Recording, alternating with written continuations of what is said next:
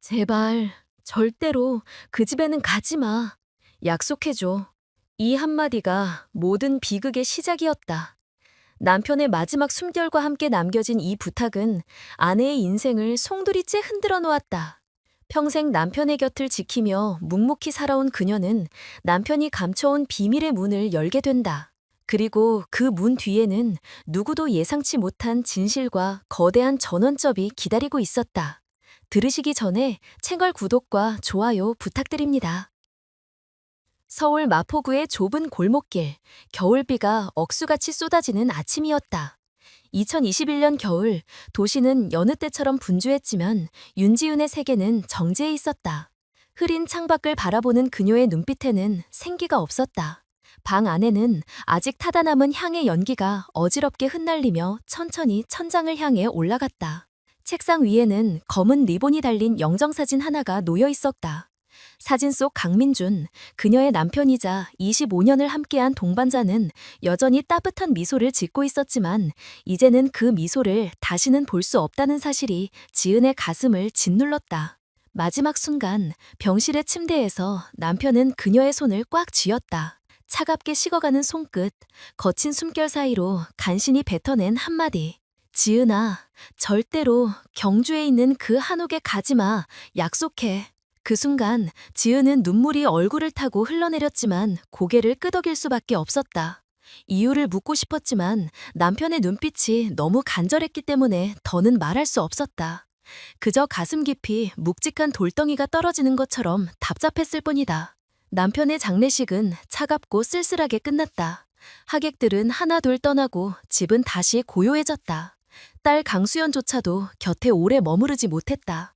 일터와 생활비, 빚에 허덕이는 현실은 슬픔에 빠질 시간조차 허락하지 않았다. 이제 홀로 남겨진 지은은 매일같이 남편의 빈자리를 마주했다. 식탁에 빈 의자, 거실에 텅 빈 소파, 아무도 열지 않는 서재의 문. 모든 것이 그를 떠올리게 했고 모든 것이 그녀의 심장을 조였다.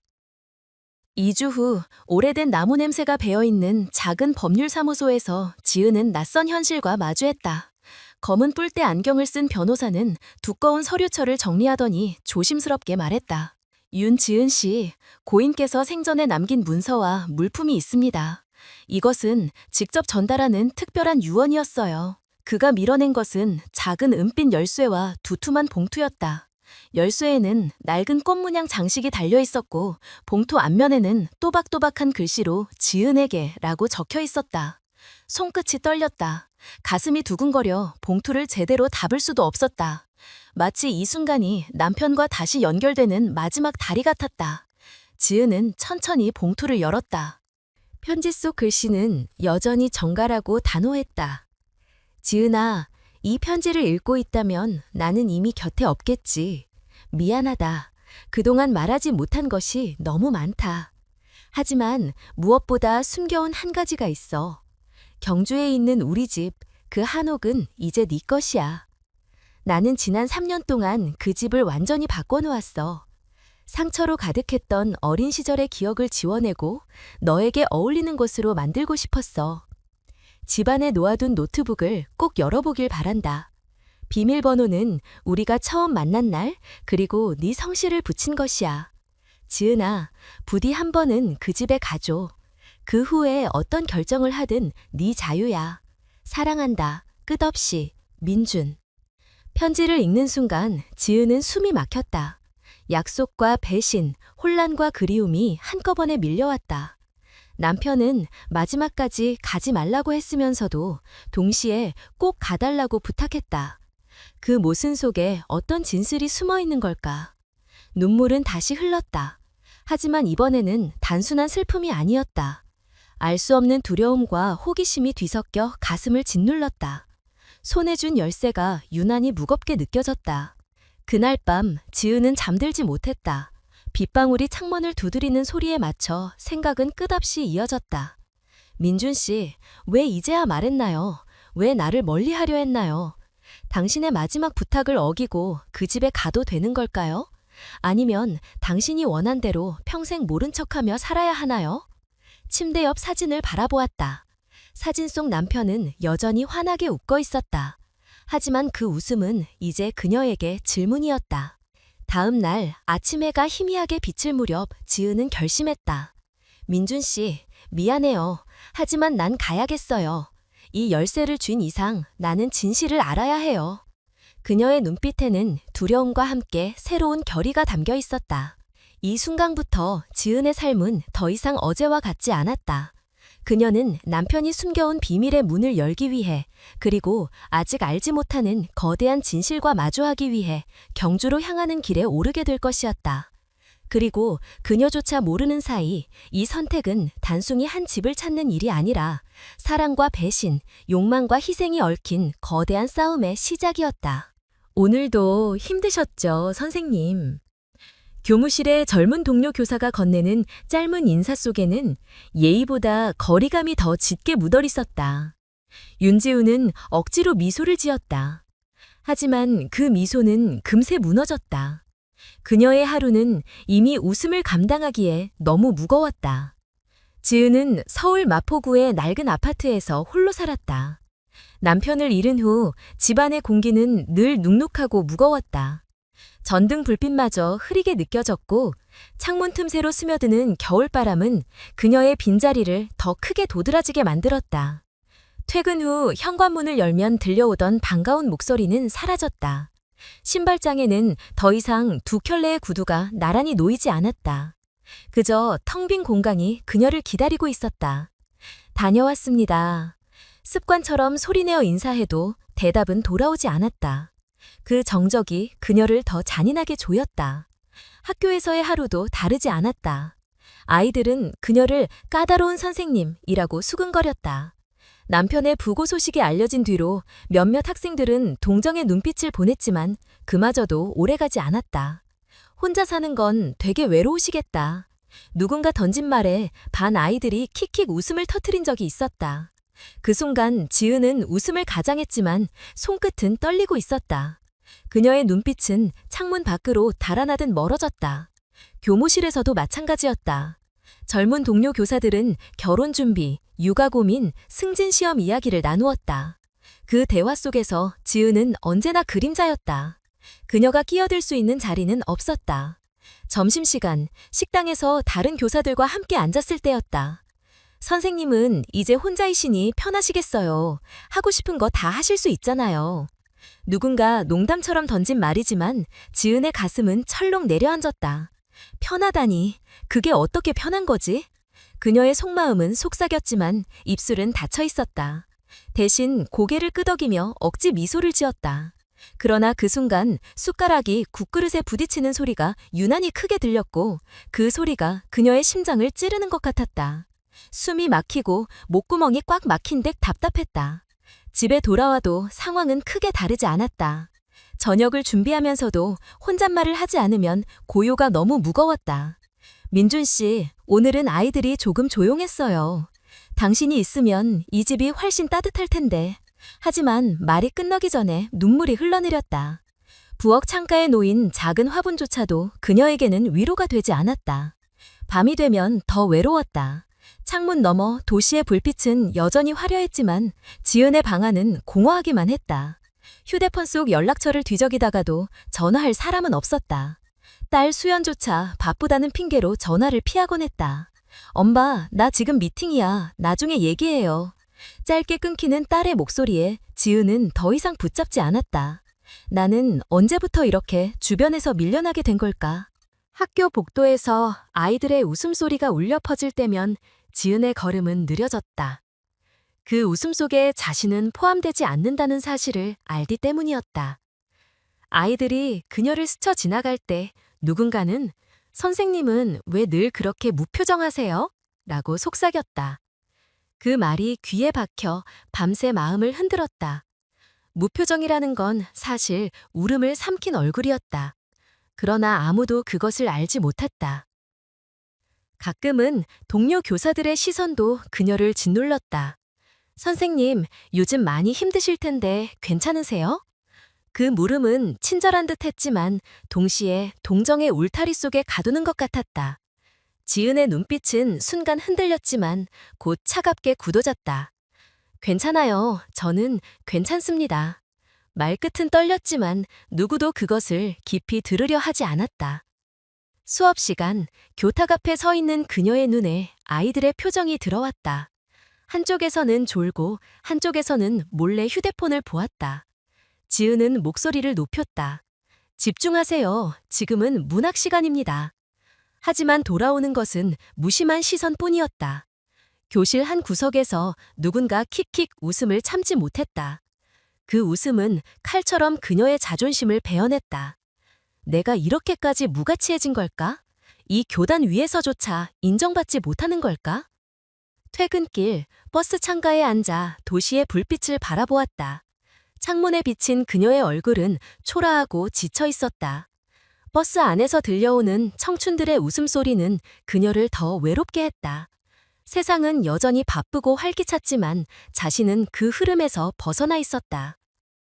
그러던 어느 날 학교 앞 카페에서 동료 교사들이 모여 대화를 나누는 장면이 눈에 들어왔다.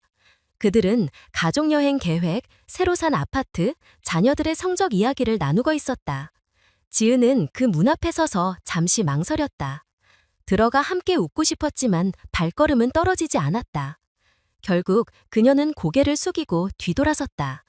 그 순간 창문 너머에서 들려오는 웃음소리가 유난히 크게 귓가에 맴돌았다. 그녀의 눈에는 눈물이 고였지만 애써 삼켰다. 밤이 깊어도 지은은 쉽게 잠들지 못했다. 침대 옆 탁자 위 남편이 남긴 은빛 열쇠가 희미한 빛을 반사하며 놓여 있었다. 그 열쇠는 그녀에게 질문이었다. 민준 씨, 왜 나에게 그 집을 맡긴 거예요? 왜 마지막까지 숨겼어요? 그녀의 가슴은 답답하게 죄어왔다. 그리고 동시에 그 열쇠는 외로움 속에서 유일한 빛처럼 보였다. 마치 그 집이 자신을 다시 세상과 연결시켜줄 것 같았다. 윤지은은 여전히 두려웠다. 사람들의 시선, 세상의 무관심, 딸의 차가운 거리감. 그 속에서 자신은 점점 작아지고 있었다. 그러나 마음 깊은 곳에서 작은 목소리가 들렸다. 나는 아직 끝나지 않았다. 아직 나를 증명할 수 있다. 그 목소리에 이끌려 그녀는 점점 하나의 결심에 가까워지고 있었다. 경주로, 남편이 남긴 비밀의 집으로. 민주는 마지막으로 차분히 말을 이었다. 서랍 속에 파란 파일이 있어. 모든 법적 서류와 증거가 들어있다. 지은아, 혼자가 아니야. 내가 너를 위해 준비해뒀어. 영상은 그 말을 끝으로 멈췄다. 화면에는 여전히 미소 짓는 남편의 얼굴이 고정되어 있었다. 지은은 의자에 몸을 웅크린 채 울음을 터뜨렸다. 깊은 한옥의 정적 속에서 그녀의 울음소리는 나지막한 메아리처럼 퍼졌다. 다음 날 그녀는 다시 학교로 향했다. 아이들 앞에 서 있는 순간 영상 속 민준의 말이 계속 떠올랐다. 오늘은 김수영 시인의 풀을 읽어봅시다. 목소리는 힘이 없었고 아이들의 시선은 무심했다. 몇몇은 졸고 있었고 몇몇은 휴대폰을 몰래 보고 있었다. 시인은 풀처럼 다시 일어나고 싶었던 거야. 지은의 목소리는 점점 작아졌다. 교실 뒤쪽에서 킥킥 웃음소리가 터졌다. 순간 그녀의 눈빛이 흔들렸지만 곧 억지로 고개를 숙였다. 아이들 앞에서 눈물을 흘릴 수는 없었다. 쉬는 시간 교무실은 동료 교사들의 웃음으로 가득했다. 우리 아이가 이번에 성적이 올랐대요. 주말엔 가족여행 가기로 했어요. 그 대화 속에서 지은은 그림자였다. 책상에 앉아 학생들의 과제를 정리하는 척했지만 손끝은 느려지고 귀는 자꾸만 동료들의 웃음소리에 쏠렸다. 나도 저 대화 속에 들어가고 싶어. 나도 웃고 싶어. 하지만 나는 늘 바깥에 있구나. 그녀의 눈동자가 흔들렸지만 아무도 그것을 보지 않았다. 퇴근길 버스 창문에 비친 그녀의 얼굴은 지쳐 있었다. 거리의 불빛은 여전히 반짝였지만 그녀는 그 속에서 점점 작아져갔다.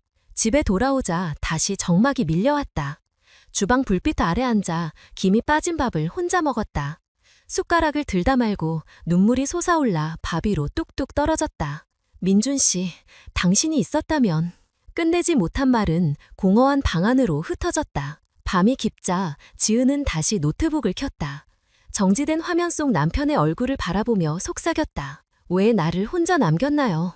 왜 모든 걸 숨겼나요? 눈물이 흘러 키보드 위에 고였다. 작은 물방울이 불빛에 반짝였다.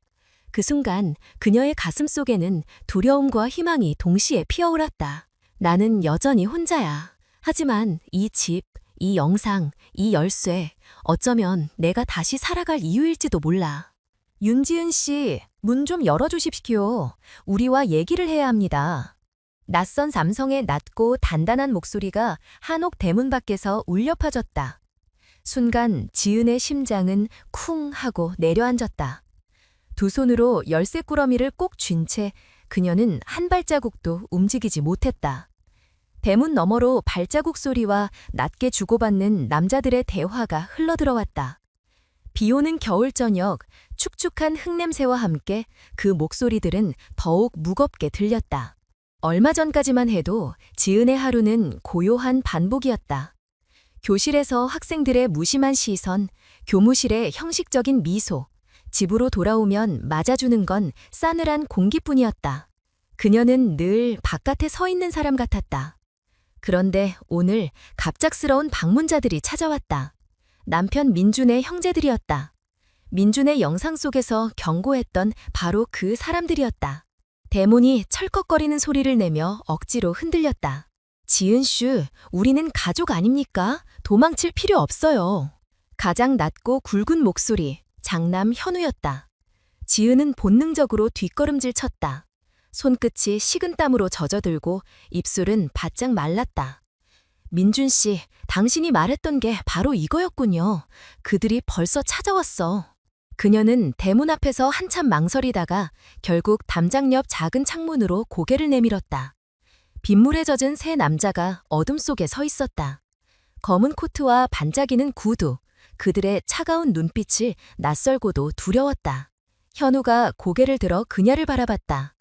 지은 씨, 이렇게까지 경계할 필요 없어요. 우리는 당신의 남편, 우리 동생의 장례도 제대로 치르지 못했잖아요. 이제라도 같이 이야기해야죠.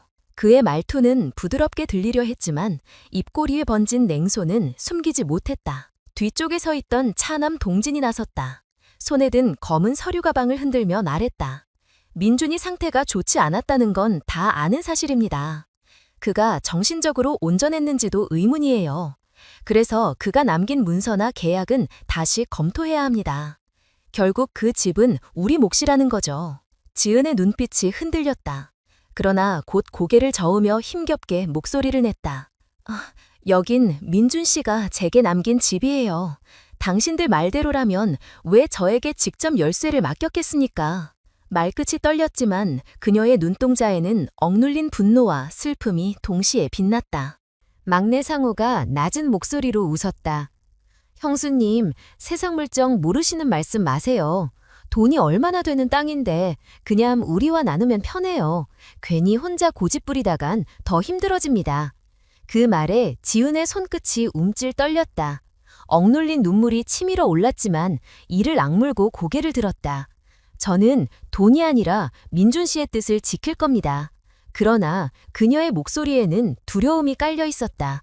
그 두려움은 남편의 형제들이 눈치채지 못할 만큼 미묘했지만 그녀의 내면에서는 마치 심장을 조여오는 밧줄처럼 팽팽했다. 잠시 정적이 흘렀다. 빗소리만 대문을 두드렸다. 현우가 한 발 앞으로 나서며 낮게 말했다. 지은 씨, 당신 혼자 감당하기엔 너무 무거운 일이에요. 세상은 그렇게 만만하지 않습니다. 그의 눈빛은 위로하는 듯 보였지만 깊은 곳에는 냉혹한 계산이 숨겨져 있었다. 지은은 숨을 크게 들이켰다. 목구멍이 메어 단어 하나를 뱉어내기도 힘들었다. 나는 왜 늘 이렇게 밀려나는 걸까? 학교에서도 사회에서도 이제는 가족이라는 이름의 사람들에게조차. 그녀는 힘겹게 문을 잠근 채 안으로 물러섰다. 뒷걸음질 치면 발소리가 마루에 텅텅 울렸다. 벽에 등을 기대고 주저앉은 그녀의 눈에서 눈물이 흘러내렸다. 민준 씨, 나 혼자 이겨낼 수 있을까요? 입술 사이로 새어나온 목소리는 너무 작아 마치 방 안에 갇힌 메아리 같았다. 한편 대문 밖의 형제들은 서로 눈빛을 주고받았다. 동진이 서류 가방을 들어 올리며 말했다. 시간이 문제야. 결국 저 여자는 혼자 버티지 못할 거야. 상호가 냉소를 지으며 담배를 꺼냈다. 형수라는 사람 생각보다 고집이 세네. 하지만 오래 못 갈걸. 현우는 눈길을 돌려 한옥의 높은 지붕을 바라봤다. 그리고 낮게 중얼거렸다. 민준, 넌 왜 이렇게까지 우리와 등을 졌을까? 안쪽에서 지은은 떨리는 손으로 노트북을 다시 열었다. 영상 속 남편의 미소가 다시 나타났다. 그 순간 그녀의 가슴은 두려움과 동시에 기묘한 용기로 물들었다. 민준 씨, 당신이 준비한 파란 파일, 그게 내 유일한 무기겠죠. 나는 더 이상 물러서지 않을 거예요. 하지만 여전히 그녀는 혼자였다. 학교에서도 외톨이, 집에서도 고립된 삶, 그리고 지금 눈앞의 가족조차도 그녀를 몰아붙이고 있었다. 밤은 깊어갔고 비는 여전히 그치지 않았다. 방 안에 홀로 앉아있는 지은의 눈빛은 지쳐 있었지만 그 속에는 작은 불씨 같은 결의가 피어올랐다. 그녀는 속으로 중얼거렸다. 나는 더 이상 바깥에 서 있는 그림자가 아니다. 민준 씨가 남긴 이 집과 진실을 내가 지켜낼 것이다. 여기 있습니다, 형수님. 민준 씨가 꼭 보여드리라고 했습니다. 하얗게 센 머리칼을 뒤로 넘긴 박 관리인이 낡은 창고 앞에서 작은 열쇠를 꺼내들었다. 어둠 속에서 반짝이는 열쇠가 마치 오래 숨겨왔던 비밀의 문을 열어젖힐 듯 묘한 긴장감을 풍겼다. 윤지은은 손에 땀이 맺혀 옷자락을 움켜쥐었다. 민준 씨, 도대체 무엇을 숨겨놓은 거예요? 왜 나를 여기까지 데리고 온 거예요? 그녀의 눈빛은 두려움과 호기심 사이에서 끝없이 흔들렸다. 창고 문이 덜컥 열리자 곰팡이 냄새와 습기가 동시에 밀려나왔다. 어둠 속에서 오래된 농기구와 먼지가 쌓인 상자들이 희미하게 보였다. 박 관리인이 마루 끝을 발로 툭 치자 삐걱거리는 소리와 함께 바닥이 조금 들썩였다. 이미티입니다. 다른 사람 눈에는 그냥 곡식 저장고처럼 보이죠. 하지만 민준 씨는 이곳을 마지막 방패라고 불렀습니다. 그는 힘겹게 나무 판자를 들어 올렸다. 안쪽에서 쇠로 된 손잡이가 드러났고 그 아래로 계단이 이어져 있었다. 지은은 숨을 삼키며 계단을 내려다보았다. 어둠이 끝없이 깊게 뚫려 있는 듯했다. 그녀의 발걸음은 무겁게 굳어 있었다. 하지만 동시에 무언가에 끌리듯 천천히 계단을 내려갔다. 손끝이 차가운 벽을 스치자 곧 형광등 불빛이 깜빡이며 켜졌다. 눈앞에 펼쳐진 것은 단순한 지하실이 아니었다. 벽마다 가득 붙은 지도와 도면, 책상 위에 정리된 두꺼운 서류 더미, 컴퓨터와 금속 캐비넷이 줄지어 서 있었다. 지은은 순간 숨이 막혔다. 민준 씨, 이 모든 걸 혼자 준비했단 말이에요? 박 관리인이 고개를 끄덕였다. 3년 동안 한 달에 몇 번씩 이곳에 내려와 밤을 새우곤 했습니다. 형수님과 따님이 모를 때마다요. 지은은 천천히 벽에 붙은 지도를 살폈다. 경주의 지형이 세밀하게 표시되어 있었고 붉은 펜으로 줄이 그어져 있었다. 그 옆에는 고속철도 예정 구간, 토지 가치 상승 지역이라고 적힌 메모들이 붙어 있었다. 그녀의 눈빛이 점점 흔들렸다. 민준 씨는 아팠으면서도 이런 걸 준비하고 있었구나. 나와 수연이를 위해 마지막까지 싸우고 있었구나. 책상 위에 놓인 파란 파일이 눈에 들어왔다. 손끝으로 조심스럽게 집어들자 표지가 바스락거렸다. 안에는 공증서류, 땅 소유권 계약서, 은행 기록까지 촘촘히 정리되어 있었다. 그녀는 파일을 품에 안은 채 눈을 감았다. 눈물이 뜨겁게 솟구쳤다. 왜 나랑 상의하지 않았어요? 왜 혼자 버틴 거예요? 박 관리인은 잠시 침묵하다가 조용히 말했다. 민준 씨는 형수님이 걱정으로 잠 못 이루는 걸 더 두려워했습니다. 차라리 혼자 힘들어도 당신이 평범하게 웃을 수 있길 바랐던 거죠. 지은은 눈을 떴지만 눈빛은 쉽게 가라앉지 않았다. 그 안에는 분노와 슬픔 그리고 알 수 없는 결의가 섞여 있었다. 캐비넷 구석에 낡은 나무 상자가 놓여 있었다. 뚜껑을 열자 그녀의 숨이 멎을 듯 멈췄다. 안에는 오래전 대학 시절 그렸던 그림들이 고스란히 복원되어 있었다. 젊은 날 화실에서 밤을 새우며 그린 풍경화와 자화상, 이제는 잊힌 꿈의 조각들이었다. 상자 안쪽에는 작은 쪽지가 있었다. 민준의 손글씨였다. 지은아, 너는 가족을 위해 붓을 내려놓았지만 나는 단 한 번도 네가 그림을 잃었다고 생각하지 않았다. 이 집은 네 화실이 되어야 한다. 지은은 입술을 꼭 깨물었다. 눈물이 쏟아져 그림 위에 방울방울 떨어졌다. 민준 씨, 당신은 내가 잃어버린 나를 기억해주고 있었군요. 순간 그녀의 가슴은 무너져 내리듯 아팠다. 학교에서, 사회에서, 심지어 가족에게조차 외면받던 자신. 늘 바깥에서 서성이던 자신을 민준만은 끝까지 지켜보고 있었음을 깨달았다. 그러나 동시에 두려움이 몰려왔다. 이 모든 걸 지켜낼 힘이 나에게 있을까? 형제들이 나를 몰아세우면 나는 또 밀려나게 되지 않을까? 눈앞이 흐려졌다. 서류와 지도, 그림들이 한꺼번에 번져 보였다. 박관리인의 목소리가 조심스럽게 울렸다. 형수님, 민준 씨는 늘 말했습니다. 지은이는 내가 없는 세상에서도 반드시 일어설 사람이다. 그 말을 듣는 순간 지은은 숨이 막히듯 눈을 감았다. 그 말은 위로이자 무거운 짐이었다. 자신은 늘 그림자처럼 살아왔는데 남편은 끝까지 자신을 빛으로 믿어주었다. 지은은 입술을 꼭 깨물었다. 눈물이 쏟아져 그림 위에 방울방울 떨어졌다. 민준 씨, 당신은 내가 잃어버린 나를 기억해주고 있었군요. 순간 그녀의 가슴은 무너져 내리듯 아팠다. 학교에서, 사회에서, 심지어 가족에게조차 외면받던 자신. 늘 바깥에서 서성이던 자신을 민준만은 끝까지 지켜보고 있었음을 깨달았다.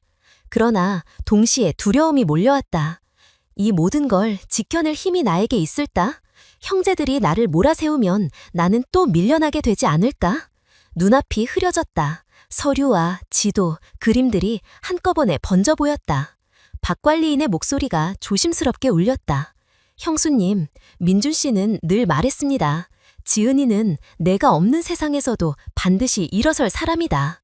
그 말을 듣는 순간 지은은 숨이 막히듯 눈을 감았다. 그 말은 위로이자 무거운 짐이었다.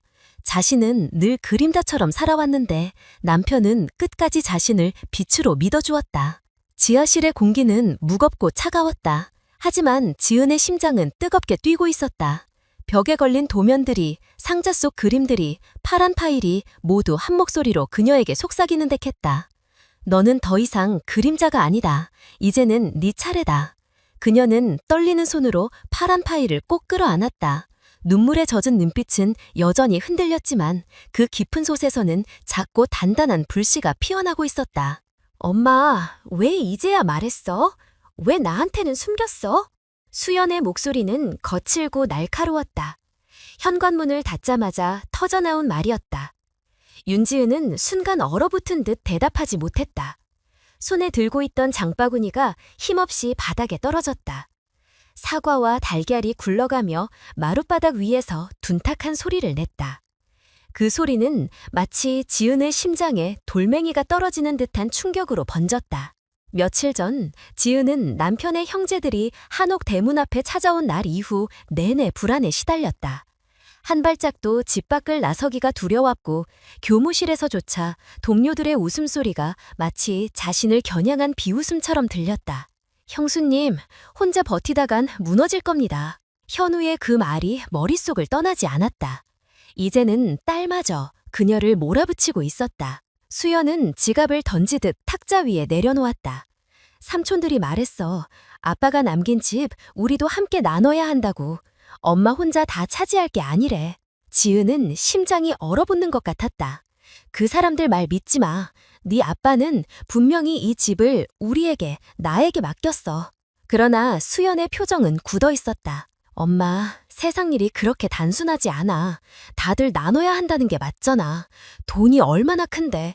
우리도 더 나은 삶 살 수 있어. 그녀의 목소리에는 흔들림 없는 확신이 깃들어 있었다. 지은은 한참 동안 딸을 바라보다가 조용히 눈을 감았다.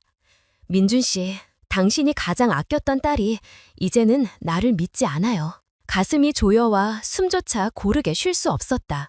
딸을 설득해야 한다는 절박함과 이미 멀어져 버린 마음을 붙잡을 수 없다는 두려움이 동시에 몰려왔다. 저녁 식탁에 둘러앉았을 때 두 사람 사이에는 침묵만 흘렀다. 국그릇에 김이 모락모락 올랐지만 젓가락 소리는 들리지 않았다. 수연은 휴대폰을 만지작거리다 말고 차갑게 눈을 들었다. 엄마, 왜 아빠는 그동안 아무 말도 안 했을까? 왜 우리를 다 속였을까? 그 말에 지은의 눈빛이 흔들렸다. 속인 게 아니야. 지키려고 했던 거야, 우리를. 그러나 수연은 고개를 저었다. 그런데 왜 나는 지금 이렇게 혼란스러워야 해? 엄마는 아빠가 뭘 했는지, 왜 했는지 다 아는 것처럼 말하지만 나는 아무것도 몰라. 지은의 목소리는 갈라졌다. 나도 몰랐어. 나도 마지막 순간까지 몰랐다고. 식탁 위 공기가 차갑게 얼어붙었다. 수연은 젓가락을 내려놓고 자리에서 벌떡 일어났다. 엄마는 늘 그래. 중요한 건 다 숨기고 나한테는 나중에만 얘기해. 그러고 나서 엄마가 알아서 할게 라고. 나도 이제 어른이야. 내 몫은 내가 판단할 거야. 그 말은 지은의 가슴을 깊게 찔렀다. 그녀는 입을 열었지만 어떤 말도 나오지 않았다. 단지 눈동자가 흔들리며 눈물이 맺혔다. 그날 밤 지은은 한옥 안에서 홀로 노트북을 켰다. 화면 속 민준이 나타나자 그녀는 손끝으로 모니터를 쓰다듬었다. 수연아, 이 영상을 보고 있다면 아빠는 이미 곁에 없겠지. 미안하다. 너에게 아무 말도 하지 못한 채 떠난 게. 민준의 목소리는 따뜻했지만 동시에 뼈에 사무치듯 아팠다. 아빠는 너를 실망시키고 싶지 않았어. 병마와 싸우며 약해지는 내 모습을 보여주고 싶지 않았어. 그래서 마지막까지 아빠답게 너와 엄마를 지킬 준비만 하고 싶었다. 지은은 흐느끼며 고개를 숙였다.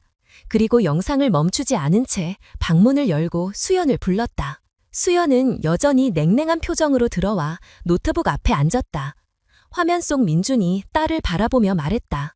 수연아, 아빠는 네가 똑똑하고 용기 있는 아이라는 걸 알아. 그래서 더 두려웠다. 혹시라도 욕심 많은 사람들의 말에 휘둘릴까봐. 그들은 너를 이용하려 할 거야. 너를 앞세워 엄마를 흔들려고. 수연의 눈동자가 순간 크게 흔들렸다. 화면 속 아버지가 마치 지금 이 시간을 예견한 듯한 말을 하고 있었기 때문이다. 민준의 목소리가 이어졌다. 아빠가 남긴 건 돈이 아니야. 자유야. 엄마와 네가 누구의 간섭도 받지 않고 살아갈 수 있는 자유. 제발 그걸 지켜줘. 영상이 끝나자 방 안은 정적에 잠겼다. 수연은 아무 말도 하지 못한 채 모니터를 뚫어져라 바라보다가 결국 눈가가 붉어졌다. 아빠가 정말 그렇게까지? 그녀의 목소리는 점점 떨렸다. 눈물이 눈가에서 주르르 흘러내렸다. 엄마, 나 삼촌들 말에 흔들렸어. 아빠가 원한 게 그게 아니었는데. 나 미안해. 지은은 그제야 딸의 손을 꼭 잡았다. 손끝이 차갑게 식어 있었지만 두 사람의 눈빛은 처음으로 같은 방향을 향하고 있었다. 그날 밤 모녀는 함께 울었다. 오래된 한옥의 천장과 벽이 그 울음을 품어내듯 조용히 떨렸다. 지은의 마음속에는 여전히 두려움이 남아있었지만 동시에 아주 오랜만에 느껴보는 따뜻한 온기가 자리 잡았다. 민준 씨, 당신이 남긴 사랑이 우리를 다시 붙잡아주고 있어요. 나는 더 이상 혼자가 아니에요. 자, 이제는 결정을 내려야 할 때입니다. 회의실처럼 꾸며진 한옥의 대청마루, 커다란 나무 탁자 위에 서류와 도장이 늘어서 있었다. 바깥에서는 겨울바람이 문풍지를 때리며 휙 소리를 냈고 방 안 공기는 무겁게 가라앉아 있었다. 윤지은은 깊게 숨을 들이마셨다. 맞은편에는 검은 양복을 빼입은 세 형제가 앉아 있었고 옆자리에 앉은 수연은 긴장한 듯 손끝을 꼭 모으고 있었다. 그 옆에는 변호사가 앉아 있었지만 세 형제의 차가운 눈빛이 방안을 장악한 듯 했다. 장남 현호가 서류철을 툭 내려놓았다. 지은 씨, 우리도 오래 끌고 싶지 않습니다. 가족끼리 이런 일로 법정까지 가는 건 좋지 않잖아요. 그러니 깔끔하게 정리합시다. 땅은 셋으로 나누고 집은 공동 소유로. 모두가 만족할 수 있는 방안 아닙니까? 그의 말투는 부드럽게 들렸지만 눈빛에는 단호함과 위압이 담겨 있었다. 지은의 목소리는 떨렸지만 애써 차분히 대꾸했다. 민준 씨가 남긴 건 분명히 제 몫이었습니다. 당신들도 알잖아요. 그가 마지막 순간까지 준비한 모든 서류와 증거가 있다는 걸. 차남 동진이 비웃듯 코웃음을 쳤다. 정신이 온전치 않은 상태에서 한 일이라면 무효가 될 수도 있습니다. 형수님, 학교에서 애들 가르치며 월급 받아 생활하시던 분이 이런 거대한 땅 문제를 어떻게 감당하시겠습니까? 결국 우리 도움 없이는 아무것도 할 수 없어요. 그 말에 수연의 어깨가 움찔 떨렸다. 지은은 잠시 눈을 감았다. 나는 늘 이런 취급을 받았지. 학교에서도 동네에서도 언제나 부족한 사람처럼. 그러나 이번만큼은 물러설 수 없었다. 그녀는 천천히 눈을 뜨고 동진을 바라보았다. 저를 얕보셔도 좋아요. 하지만 민준 씨가 남긴 건 단순한 서류가 아닙니다. 그의 뜻입니다. 그걸 지키는 게 제 몫입니다. 막내 상우가 의자를 뒤로 밀며 비웃었다. 뜻이라 고작 종이 몇 장과 낡은 집을 뜻이라고 부르는 겁니까? 돈으로 환산하면 수십억 원이에요. 그 돈이면 수연 씨도 새로운 삶을 살 수 있지 않습니까? 수연의 눈이 순간 흔들렸다. 하지만 지은은 곧 딸의 손을 잡아주었다. 따뜻하지 않은 떨리는 손끝이었지만 그것이 유일한 연결고리였다. 지은은 입술을 깨물며 말했다. 제 딸을 끌어들이지 마세요. 그녀는 당신들의 거래수단이 아닙니다. 현우가 한숨을 내쉬며 고개를 젓더니 다시 목소리를 낮췄다. 지은 씨, 세상은 이상보다 현실로 굴러갑니다. 당신이 계속 고집을 부린다면 결국 혼자 남게 될 겁니다. 변호사가 아무리 옆에 있어도 자금도 인맥도 없는 당신이 우리를 이길 수 있을까요? 그 말은 지은의 가슴에 깊이 파고들었다. 사실 그것은 그녀가 매일같이 두려워하던 현실이었다. 사회에서 늘 뒤처진 사람, 동료 교사들 사이에서조차 외톨이였던 자신. 내가 이길 수 있을까? 나 같은 사람이? 하지만 동시에 민준의 영상이 떠올랐다. 지은아, 너는 혼자가 아니야. 내가 준비한 모든 것이 네 옆에 있다. 지은은 파란 파일을 꺼내 조심스럽게 탁자 위에 올려놓았다. 서류 속에서 빽빽하게 정리된 계약서와 은행 기록이 드러났다. 변호사가 서류를 펼치며 차분히 말했다. 이 모든 문서는 정식으로 공증을 거쳤습니다. 민준 씨의 정신 상태 또한 의학적으로 문제 없다는 진단서가 함께 있습니다. 법적으로 하자가 없다는 뜻이지요. 세 형제의 얼굴이 굳어졌다. 동진은 손에 쥔 펜을 떨어뜨렸고 상우는 시선을 피하며 입술을 깨물었다. 그러자 현우가 다시 고개를 들며 지은을 똑바로 바라봤다. 형수님, 우리가 이렇게까지 말하는 건 단순히 욕심 때문이 아닙니다. 가족의 명예를 지키기 위해서예요. 아버지의 땅이 이렇게 남의 손에 들어간다면. 지은은 차갑게 잘랐다. 저는 남이 아닙니다. 민준 씨의 아내이고 그의 곁을 25년간 지켜온 사람입니다. 당신들이 외면했을 때도 그가 힘들어할 때도 저는 옆에 있었습니다. 이제 와서 명예를 운운하십니까? 그 말에 수연이 고개를 끄덕였다. 눈가에는 눈물이 맺혔다. 아빠는 우리를 위해 끝까지 준비했어요. 삼촌들, 제발 그만하세요. 순간 방 안 공기가 무너져 내리듯 흔들렸다. 형제들의 눈빛에는 분노와 당혹감이 동시에 서려 있었다. 동진이 이를 악물고 말했다. 좋습니다. 그렇다면 법정에서 보죠. 지은은 숨을 깊게 들이마시고 담담히 대답했다. 네, 어디서든 상관없습니다. 하지만 이 집은 끝까지 지켜낼 겁니다. 그 순간 한옥의 창문 사이로 바람이 세차게 불어들어왔다. 촛불이 흔들리듯 방 안의 공기가 요동쳤다.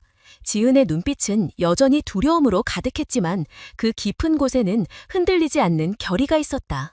나는 이제 그림자가 아니다. 민준 씨가 믿어준 사람으로서 끝까지 버텨낼 것이다. 그리고 수연은 조용히 엄마의 손을 더욱 세게 잡았다. 한옥의 오래된 나무 기둥이 삐걱 소리를 내며 그 순간을 기록하듯 함께 떨고 있었다.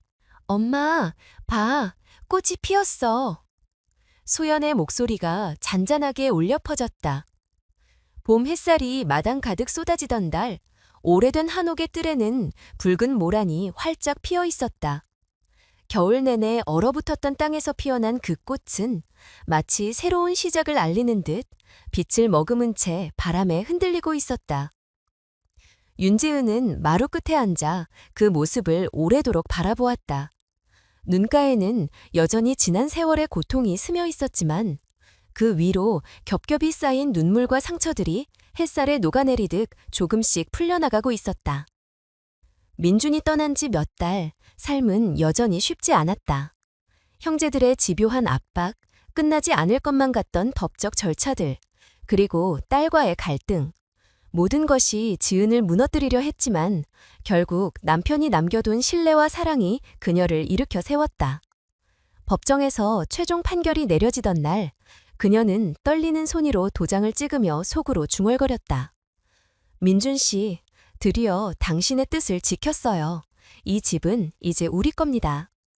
그 순간 느껴진 건 승리의 환희가 아니라 차분한 안도감이었다. 마치 오랫동안 거친 바람 속을 헤매다 비로소 작은 불빛을 발견한 듯한 소박하고 따뜻한 감정이었다.